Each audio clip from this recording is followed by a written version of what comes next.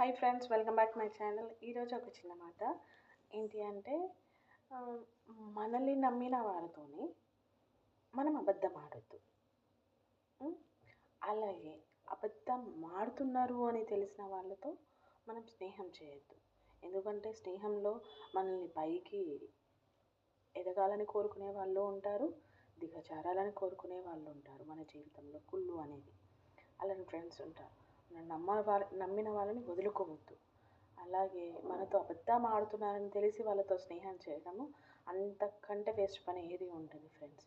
అదే అంటారు కదా, నీ గురించి ఇతరులు చెడుగా చాలా మాటలు మాట్లాడుకుంటారు.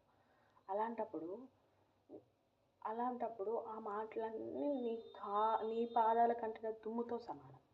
ఆ మాటలన్నీ దులిపేసుకోవాలి. ఆ దుమ్మును మనం ఎలా దులిపేసుకుంటాం, ఎలా కడిగేసుకుంటాం అనేది అలా దులిపేసుకోవాలి, కడిగేసుకోవాలి. అంతేకానీ నన్నలా అన్నారు, నా వెనకాల ఇలా మాట్లాడుతున్నారు, నా వెనకాల ఇలా చేస్తున్నారు అని వాళ్ళతోని ఇంకా